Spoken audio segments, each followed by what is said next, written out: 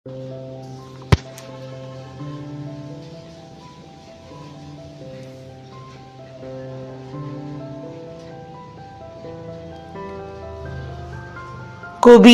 নীরেন্দ্রনাথ চক্রবর্তীর লেখা পাতাল ভ্রমণ কবিতা।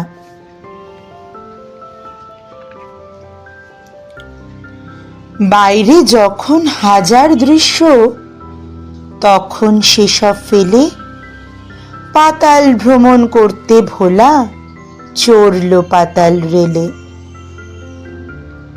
চড়ল বটে, কিন্তু পাতাল পৃথ্বীতে হায় হায়, আঁধার ছাড়া আর কিছু তো দেখাই নাহি যায়।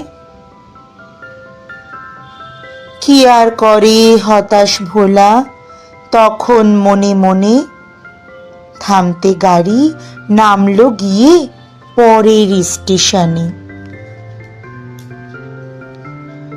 উপর তলার বন্ধুরা তার সেথায় হয়ে জড়ো, বলে ও ভাই কি দেখলে ভাই, বর্ণনা তার করো। কিষ্ট হেসে জানায় ভোলা, শোনো রে সবাই, পাতাল দেশে আঁধার ছাড়া কিছু দেখার নাই।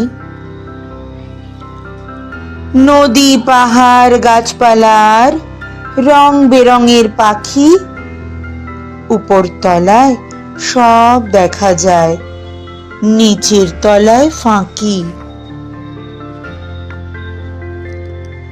আহা বেচারা ভোলা, কত সাধ করে না গিয়েছিল পাতাল রেল চড়তে, কিন্তু তার সেই অভিজ্ঞতাটা মোটেই ভালো হলো না।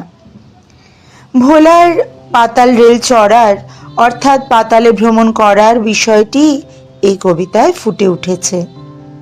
বাইরের হাজার হাজার দৃশ্য ফেলে ভোলা পাতাল রেলে চড়েছিল। সেখানে গিয়ে সে অন্ধকার ছাড়া আর কিছুই দেখতে পেল না। সেই জন্য ভোলা মনে মনে খুব হতাশ হলো। গাড়ি থামতেই সে পরের স্টেশনে গিয়ে নেমে পড়ল। উপরতলায় তার বন্ধুরা অপেক্ষা করছিল খুব আগ্রহের সঙ্গে। তারা ভোলার কাছে পাতালের বর্ণনা শুনতে চাইল।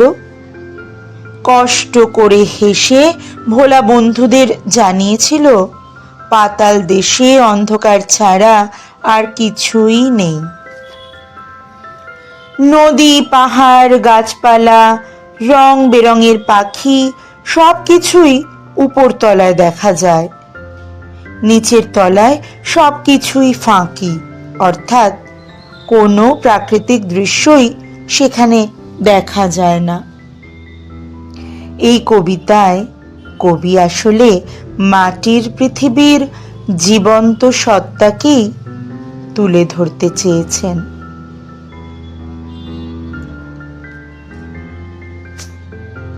কেমন লাগলো কবিতাটি?